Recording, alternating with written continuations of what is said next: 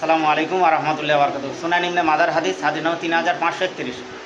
হযরত ইমরান ইবনে হুমায়ুন রাদিয়াল্লাহু তাআলা আনহু সূত্রে বর্ণিত যে নবী করিম সাল্লাল্লাহু আলাইহি ওয়াসাল্লাম জনৈক ব্যক্তির হাতে পিতলের কড়া দেখে বললেন, এটা কি? বললেন যে এটা আমার তাবিজ। রাসূল বলেন, শিগগির খুলে বলো, এটা তো তোমাকে দুর্বল করে দেবে।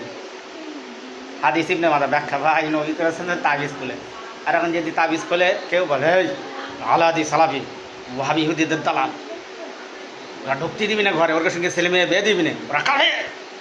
ভাই নবী সাল্লাল্লাহু আলাইহি ওয়াসাল্লাম তাবিজ খুলে ফেলতি বলে, আর কি বলেছে?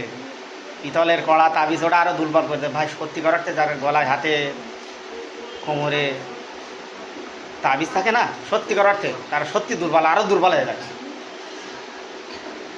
কোরআন আর হাদিস অনুযায়ী যা রুকিয়া আছে দোয়া সেগুলো করবেন পারলে, হাক্কানি আলেম ওলামাদের দিয়ে বা নিজেরা। আর ডাক্তার দেখাবেন, ব্লাড টেস্ট করবেন, এমআরআই করবেন, বড় বড় professor doctor, assistant professor doctor যেসব তাদের দেখাবেন বা মেডিকেলে দেখাবেন। রাসূল সাল্লাল্লাহু তাবিজ কবজ খুলতে বলেছে, পিতলের কড়া তাবিজ খুলতে বলেছে, ওগুলো দুর্বল করে দেবে, আরও দুর্বল করে দেবে রোগীকে। হুঁশ ফেরে না। হায় আল্লাহ! আর যত মূর্খ লোক ব্যবসা শুরু করেছে কি তাবিজ ব্যবসা। হাক্কানি আলেম ওলামারা জীবনে তাবিজের ব্যবসা করে না, নাকি মরে যাবে তা তাবিজের ব্যবসা করে না।